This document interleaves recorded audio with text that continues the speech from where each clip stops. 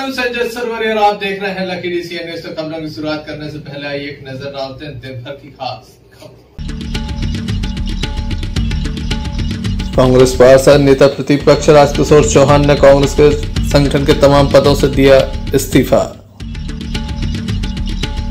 वर्तमान और पूर्व सरपंच के बीच खूनी संघर्ष, 4 घायल जिला अस्पताल में दाखिल। होलाष्टक प्रारंभ होने के बाद भगवान भोलेनाथ के दरबार में भी प्रारंभ हुआ होली का उत्सव। भगवान को आज चढ़ाया गया रंग। आंगनवाड़ी कार्यकर्ता सहायिकाओं के द्वारा निकाली गई रैली। भगवान के मंदिर में श्रीफल भेंट करने के साथ सद्बुद्धि की रही कामना।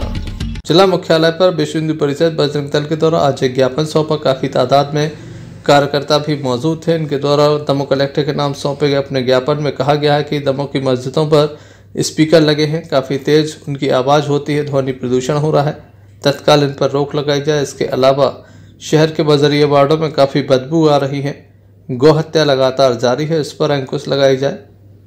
ऐसा न होने पर इनके द्वारा आंदोलन की चेतावनी दी गई है। आज दमोह बजरंग दल हिंदू परिषद के नगर के द्वारा ज्ञापन दिया गया है 2 विषयों को लेकर।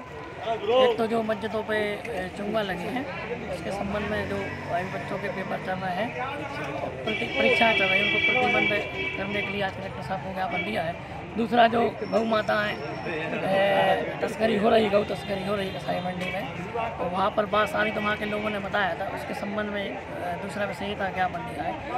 और मैं आपके माध्यम से कलेक्टर साहब और शिवराज जी से निवेदन करना चाहूँगा कि शीघ्र इस पर कार्रवाई करा दें, नहीं तो आप कलेक्टर साहब के बंगला के सामने हनुमान चालीसा होगा और गौ माता के संबंध में एक बड़ा घोर आंदोलन होगा। गौ तस्करी चरम सीमा पर है दमोह में, और बजरिया वार्ड में तो ऐसी स्थिति बन गई है। वहाँ के लोग इतने परेशान हैं, इतनी बदबू आ रही है, तो वहाँ से लोग परेशान हो गए, बीमारियों के शिकार हो रहे हैं। इतनी चरम सीमा पर गौ तस्करी हो रही है, इसको भी जल्दी से जल्दी रोका जाए। प्रशासन से यही हम लोगों ने ज्ञापन दिया है कलेक्टर महोदय को, दोनों चीज़ों पर तुरंत कार्रवाई करें, नहीं तो अन्यथा हमारा बजरंग दल आगे की भविष्य में पूर्ण आंदोलन करने के लिए तैयार रहेगा। देखने लायक होगा आखिर कब तक इस संबंध में कोई कार्रवाई हो पाती है। Sanjay Sarwariya, lucky DCN news. Nota थाने की बनवार चौकी अंतर्गत एक मामला सामने आया जहां पर पूर्व सरपंच और वर्तमान सरपंच के बीच काफ़ी विवाद हो गया, खूनी संघर्ष हुआ, 4 लोग घायल हो गए हैं जिन्हें जिला अस्पताल में दाखिल कराया गया। बताया जाता है कि वर्तमान सरपंच के द्वारा निर्माण कार्य कराया जा रहा था। इसी बीच पूर्व सरपंच की पुत्री पानी लेने के लिए टैंकर पर चली गई। 2 गुप्पे पानी लेने के बाद ये विवाद बढ़ गया और इसी के चलते पूरा मामला सामने आ गया है, जहां पर पूर्व सरपंच के संपूर्ण परिवार के साथ मारपीट की गई है। घायलों को जिला अस्पताल में दाखिल कराया गया। क्या पूरा मामला है, आइए जानते हैं।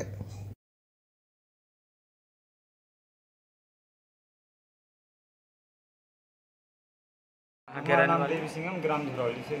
ये कौन है आपकी? ये हमारी पत्नी और हमारी बच्ची। क्या नाम है इनके? इनका नाम जयबाई पत्नी का, बच्ची का नाम साधना सिंह। क्या है, हम लोग यहाँ पंचायत के पास है, हम गौशाला बना रहे थे, गऊ में बांधे थे, तो हम घास लेने गए थे। तो पप्पू सिंह और उनके भाई, उनके लड़के सभी लोग आए, राड और का है सब्बल लाठी लेकर। वो जानकारी लगी कि वहाँ पत्नी को गाली दे रहे हैं मारपीट करने के लिए। तो उन्होंने, हम वहाँ पहुँचे तो पत्नी के साथ मारपीट कर रहे थे, बच्ची के साथ, और हम गए तो हमको भी मारे। हमारे यहाँ कौन कर रहा था मारपीट? क्या नाम है? पप्पू सिंह और उनके भाई इन्ना और देव सिंह, अन्नू सिंह और पप्पू सिंह के लड़का, राजेंद्र सिंह के लड़का है जुगराज। ये सभी लोग कौन है? ये लोग सरपंच हैं अभी वर्तमान में ग्राम पंचायत झरौली के, मुआर के रहने वाले। कहाँ से आई हो? झरौली से।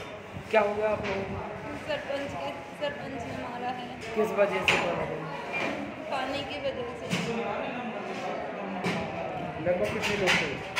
तो 4 भाई, उन 4 भाइयों के लड़के, एक के 3 लड़का है, एक के 2 है, एक का 1 है। क्या कर रहे थे आप लोग? क्यों मारा है? पंचायत का काम लगा था, तो मम्मी ने 2 बिग का पानी भर लिया, इस वजह से मारपीट की है। क्यों? गांव में पानी की कोई व्यवस्था नहीं? पानी की बहुत कमी है गांव में, सरपंच कोई व्यवस्था नहीं करता है। कितने लोगों को मारा है? 5 लोगों को। क्या नाम है? मम्मी का नाम जयबाई, पापा का नाम देवी सिंह, चाचा का नाम लाल सिंह और बहन है संध्या। देखने लायक होगा इस संबंध में कब तक और क्या कार्रवाई होती है। संजय सरवरिया, लखीडीसी न्यूज। आंगनवाड़ी कार्यकर्ता और सहायिकाओं के द्वारा लगातार धरना प्रदर्शन आंदोलन किए जा रहे हैं। सरकार को जगाने के लिए आंदोलन है ताकि इनकी मांगों पर निर्णय हो सके, लेकिन अब तक कोई निर्णय नहीं हुआ, जिसके चलते 7वें दिन के द्वारा बेड़ाताल टापू तक एक यात्रा निकाली गई और वहां पर भगवान को भी एक मांग पत्र श्रीफल के साथ भेंट किया गया। भगवान राम के समक्ष श्रीफल और पत्र भेंट किया गया ताकि प्रदेश के मुख्यमंत्री और देश के प्रधानमंत्री उनकी मांगों के संबंध में उचित निर्णय ले सकें। यहाँ पर गीत संगीत का कार्यक्रम भी चलता रहा।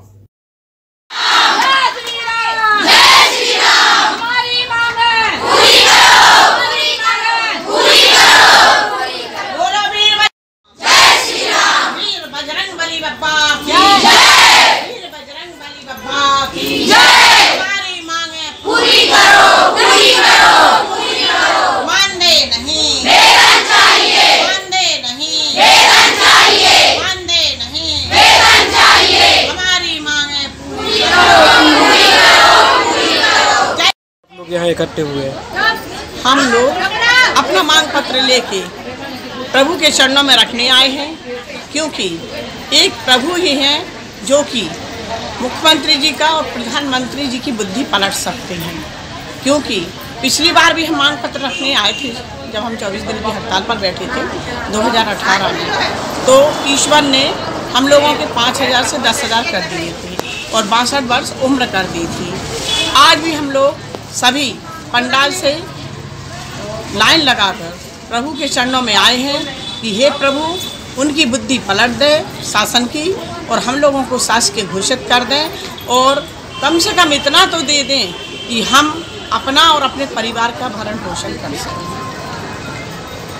जय श्री राम, हमारी मांगे पूरी करो, मान दे नहीं, मान दे नहीं। जय श्री राम, जय श्री राम, हमारी मांगे पूरी करो, हमारी मांगे पूरी। संजय सरवरिया, लखीडीसी न्यूज, दबाव। होलाष्टक प्रारंभ होने के बाद मंदिरों में होली के कार्यक्रम प्रारंभ हो गए हैं। मथुरा वृंदावन में भगवान की होली प्रारंभ होने के साथ ही संपूर्ण देश में होली का पर्व मनाया जाने लगा है। जहां होली का दहन के बाद दांव में धुरेड़ी पंचमी का पर्व मनाया जाता है, तो वहीं मंदिरों में भगवान की होली प्रारंभ हो गई है। श्री सिद्धेश्वर जागेश्वरनाथ धाम बादकपुर में भक्तों के द्वारा आज भगवान को रंग चढ़ाया गया। बताया जाता है आज के दिन भगवान श्री कृष्ण होली खेलते हैं। आज 11 का महापर्व है, ऐसे में क्यों भगवान को रंग चढ़ाया जाता है, इस संबंध में हमने मंदिर के पुजारी सीतू पंडा से चर्चा की।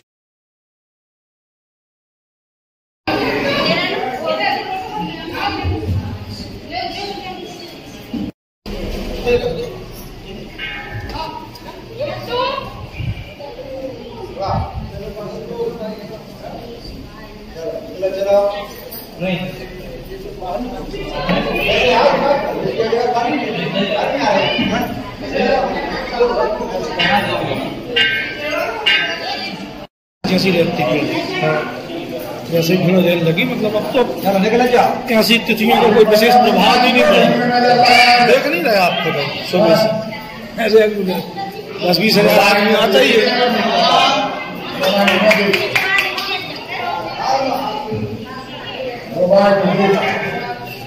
आज का रंग चढ़ा थे, आज रंग भरी एकादशी को नाम ही है, रंग चढ़ा सका था मतलब चढ़त भी है। हाँ चढ़त है।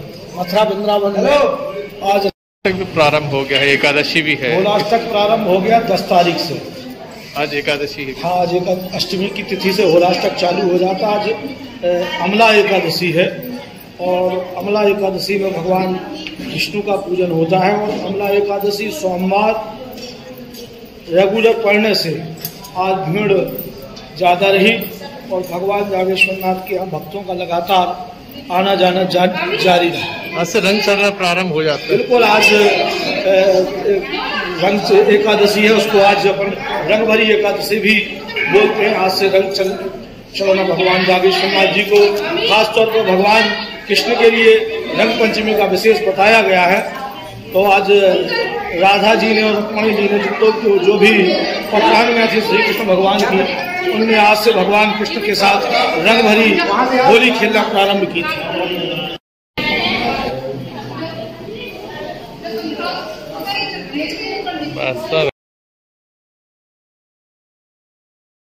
श्री सिद्धेश्वर जागेश्वरनाथ धाम में वैसे तो सोमवार को भक्तों की भारी भीड़ रहती है, लेकिन आज 11 थी, भगवान को रंग भी चढ़ाया जाना था। सुबह से शाम तक लगभग 20 से 25 हजार भक्तों के द्वारा भगवान के दर्शन किए गए और अपना जीवन धन्य किया गया। संजय सरवरिया, लकड़ी न्यूज, दबाव। स्वच्छता सर्वेक्षण अभियान के अंतर्गत दमोह शहर में लगे होर्डिंग को हटाया गया। दमोह नगर के अम्बेडकर चौराहे पर लगे अवैध होर्डिंग को हटा दिया गया है। बताया जाता कि बिना परमिशन के होर्डिंग लगे थे, जिसके बाद होर्डिंग को यहां से निकाला गया है। पूर्व में विद्युत पोलों पर लगे होर्डिंग को हटाया गया था और अब जिला अस्पताल के समीप लगे होर्डिंग को हटाया गया। Harshad Bunty Pathan, lucky news, Damoh.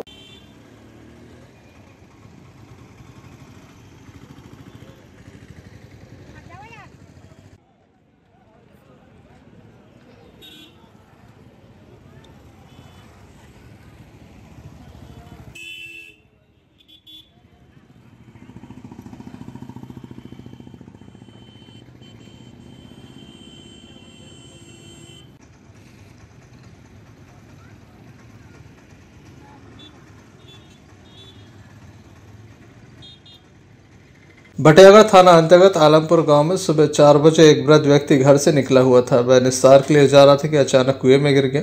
सुबह स्थानीय लोगों के द्वारा देखा गया। इसके बाद शव को कुएं से बाहर निकाला गया। पुलिस मौके पर पहुंची और पंचनामे की कार्रवाई की गई। दूसरी घटना रजपुरा थाने के सातपुर चौकी अंतर्गत ग्राम सिंहपुर के जंगलों से सामने आया, जहाँ पर पेड़ से लटका हुआ शव मिला है। बताया जाता है गुमशुदा युवक की ये लाश मिली है। 14 दिन पहले वह गुम हो गया था।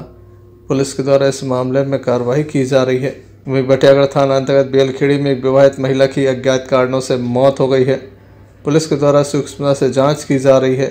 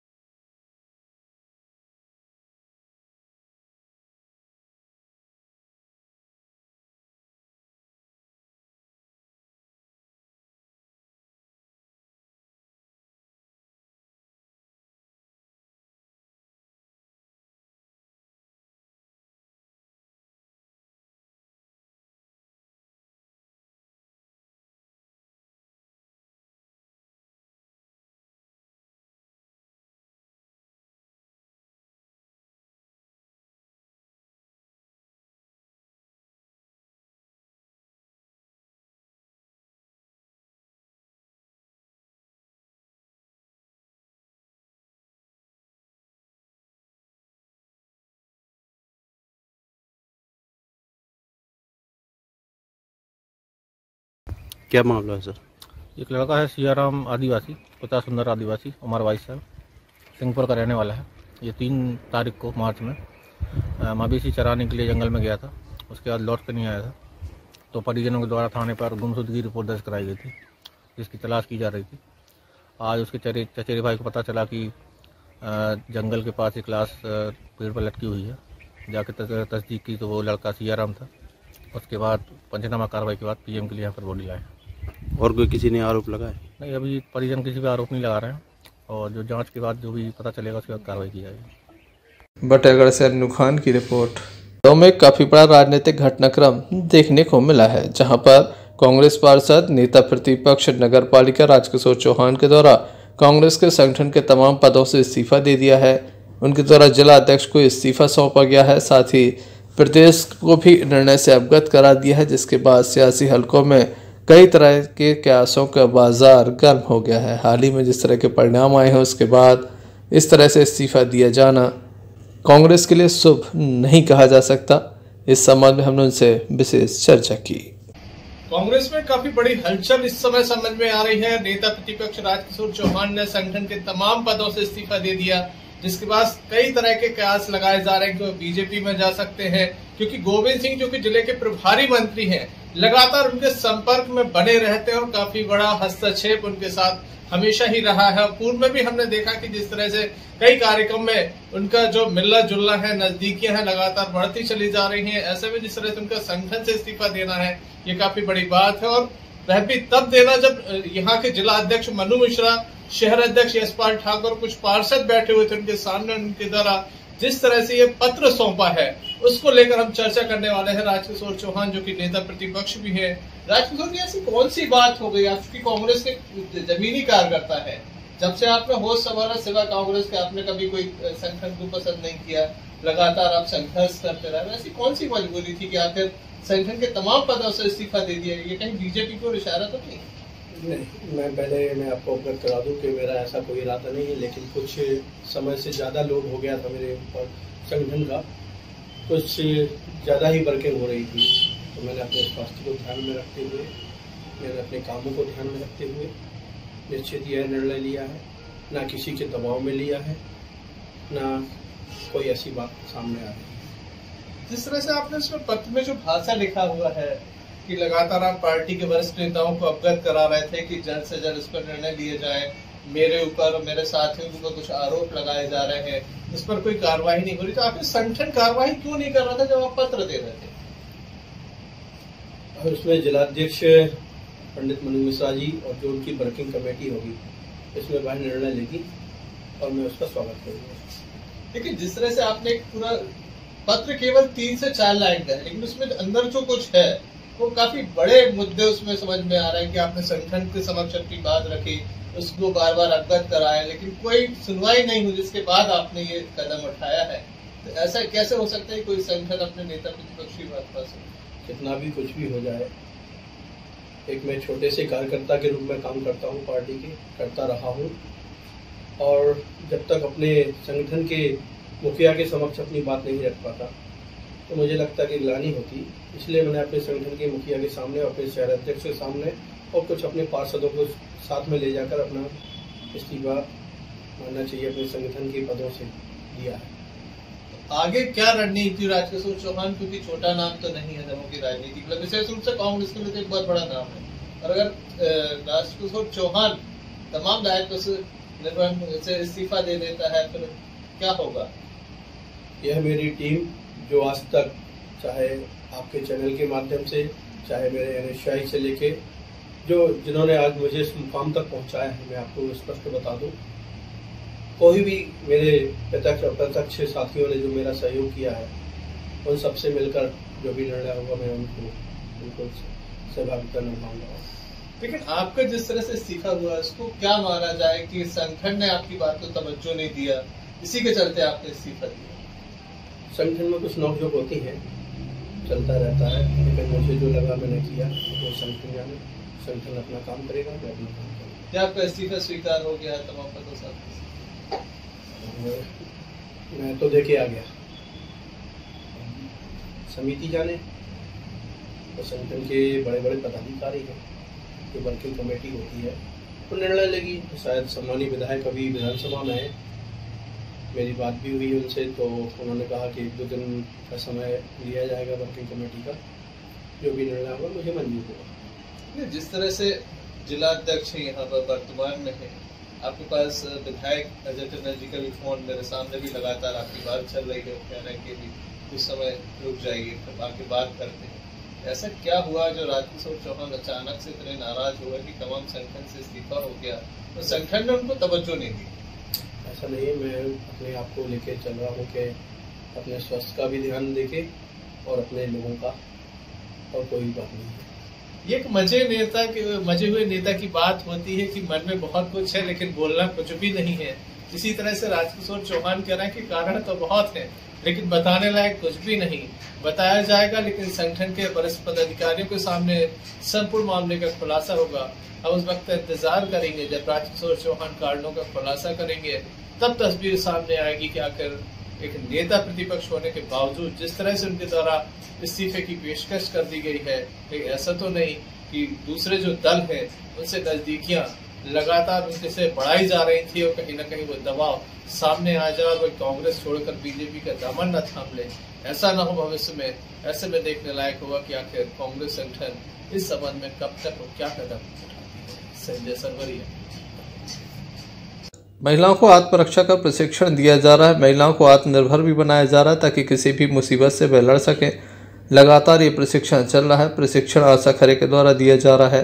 शासन के द्वारा जो योजनाएं निकाली जाती हैं उसके अनुरूप बच्चियों को प्रशिक्षण के माध्यम से आत्मरक्षा के गुण सिखाए जा रहे हैं। अब कराटे एसोसिएशन द्वारा प्रशिक्षक बच्चों द्वारा स्कूल में जाकर वहां पर बच्चियों को प्रशिक्षित किया जा रहा है। इसमें शासन प्रशासन भी इनका सहयोग कर रहा है। तो मैं चाहूंगी मैं दोनों का सम्मान करूं।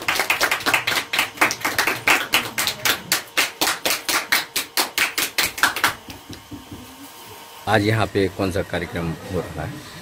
ये कार्यक्रम हो रहा है अंतर्राष्ट्रीय महिला दिवस के उपलक्ष्य में। ये सप्ताह मनाया जा रहा है और हमारी संस्था जो है एशियन कराटे डो फेडरेशन, ये ऑल इंडिया में मतलब है और उसके संचालक है डॉक्टर अरुण खरे, जो उपाध्यक्ष भी है मध्य प्रदेश के। तो ये हमारी जो संस्था है, इस संस्था की जितने भी बच्चे हैं ट्रेनिंग लेकर और ट्रेन होकर आत्मरक्षा के लिए सभी स्कूल मिडिल स्कूल जितने भी है 6वीं से लेकर 8वीं तक की बच्चियों के लिए आत्मरक्षा का प्रशिक्षण दिया जा रहा है और सभी स्कूलों में जाकर बच्चे प्रशिक्षण दे रहे हैं। हमारी संस्था ही एक ऐसी संस्था है मध्य प्रदेश में जो आत्मरक्षा का प्रशिक्षण दे रही है। अभी तक जितनी भी है तो कराटे या अन्य चीजें सिखाते हैं, लेकिन आत्मरक्षा नहीं सिखाते। आत्मरक्षा सबसे अलग चीज है, क्योंकि कहीं भी किसी भी मुसीबत में पड़ते हैं तो खुद की रक्षा खुद को ही करना पड़ती है, कोई दूसरा कभी मदद नहीं करता है आके। तो किसी की सहायता का हम इंतजार न करें और स्वयं अपने आप को सक्षम बनाएं, इसी उद्देश्य को लेकर के ये कार्यक्रम किया जा रहा है। शासन के द्वारा जो ये आदेश मिले हैं तो उसी आदेशों का पालन किया जा रहा है। अब परीक्षा शुरू हो जाएंगी, परीक्षा के बाद में जो है जब नया सत्र होगा तो उसमें 3 महीने की ट्रेनिंग दी जाएगी। ये अभी 1.5 माह की ट्रेनिंग चल रही है। महिलाओं के लिए इतना कार्यक्रम चल रहा है, कैसा क्या पूरा कार्यक्रम है? जैसा कि सभी लोग इस चीज से अवगत हैं कि वर्तमान परिवेश में जिस तरह की घटनाएं हमारे देश में घटित हो रही हैं महिलाओं के साथ, हमारी बेटियों के साथ, तो उसके मद्देनजर जैसा कि अभी ये चीज भी सबको पता है कि अभी सरकार ने पहले वो हाई स्कूल में ये चीज को प्रोवाइड कराती थी कि भाई आत्मरक्षा प्रशिक्षण कंपलसरी है। अब उन्होंने इस चीज को मिडिल स्कूल में भी लागू कर दिया है कि आत्मरक्षा प्रशिक्षण बहुत जरूरी है। जितना हमारे बच्चों के लिए शिक्षा जरूरी है उतना ही ये आत्मरक्षा के गुण सिखाना भी बहुत जरूरी है। तो जैसा कि यहाँ पे आदरणीय अरुण खरे सर, आशा खरे मैम के यहाँ जो क्लास चलती है, यहाँ पर जो बच्चियां प्रशिक्षित होती हैं, बच्चे प्रशिक्षित होते हैं, तो वही बेटियां आज हमारे दूसरे स्कूलों में जाकर जो आत्मरक्षा का प्रशिक्षण कोर्स दे रही हैं, यह अत्यंत ही सराहनीय है। वो जो गुण यहाँ से सीखती हैं वो और बच्चियों को भी। नरेंद्र ठिया, लखीडीसी न्यूज। खबरों में बात करते हैं बक्सवा की, जहां पर स्थानीय लोग काफी परेशान थे, पानी की समस्या को लेकर परेशान थे। 13 करोड़ रुपए की योजना तो बनाई गई, लेकिन जहां से पानी आना था वहां सूखा पड़ गया, जिसके चलते योजना अधर में लटक गई। अब यहां पर एक खुशखबरी है, एक राहत भरी खबर है। योजना को पूरा किया जाएगा। क्षेत्रीय विधायक प्रथम सिंह के द्वारा जानकारी देते हुए बताया गया कि बक्सवा पेयजल आपूर्ति के लिए अमृत योजना 2.0 के अंतर्गत 16 करोड़ रुपए की राशि स्वीकृत हो गई, जिसके चलते अधर में पड़ी मुख्यमंत्री पेयजल योजना के लिए पर्याप्त मात्रा में पानी मुहैया कराने के लिए पंचम नगर बांध से बक्सवा पाइपलाइन का काम जल्द शुरू किया जाएगा। साथ ही बक्सवा के इकलौते महेंद्र सागर तालाब का सौंदर्यीकरण, एक नवीन पार्क का निर्माण भी अमृत योजना 2.0 के अंतर्गत किया जाएगा।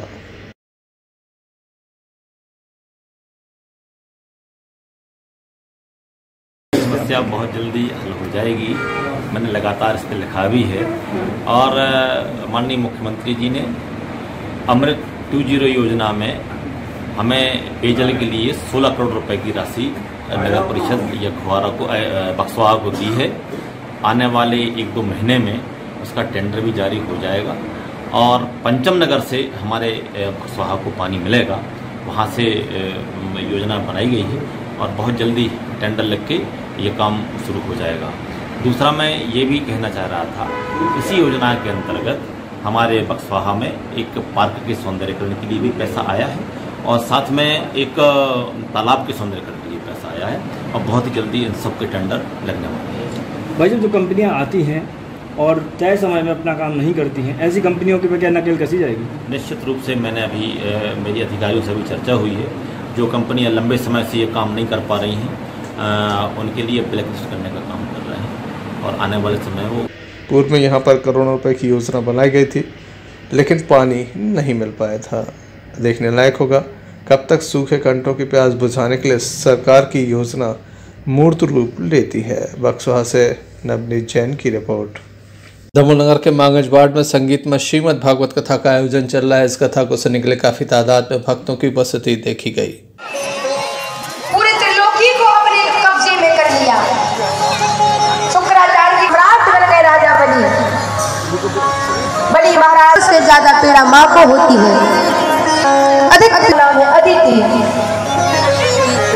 माता अदिति अपने महल में आज उदास बैठे थे, बड़ी उदास बैठे हैं। और कोई नहीं, मुझे हर प्रकार का आनंद है, केवल मुझे एक दुख है। बोले क्या?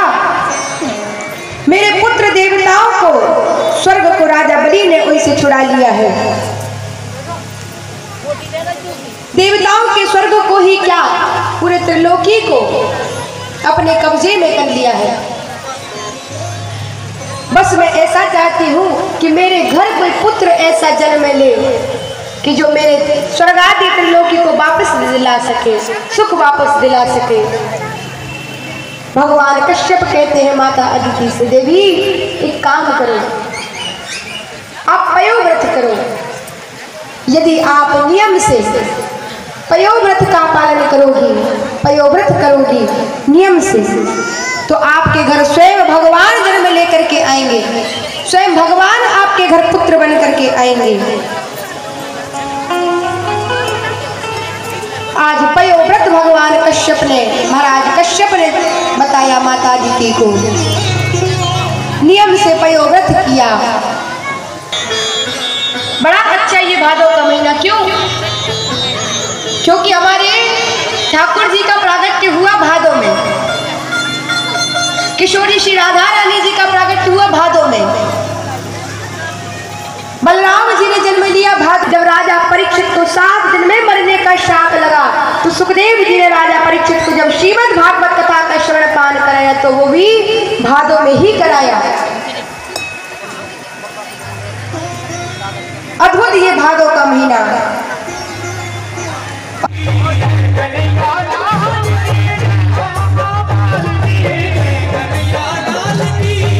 कथा सुनकर भक्त भाव विभोर नजर आ रहे हैं। काफी तादाद में भक्तों की उपस्थिति देखी गई। संजय सरवरिया, लकड़ी से नवादा। चलते चलते एक नजर मुख्य समाचारों पर फिर से।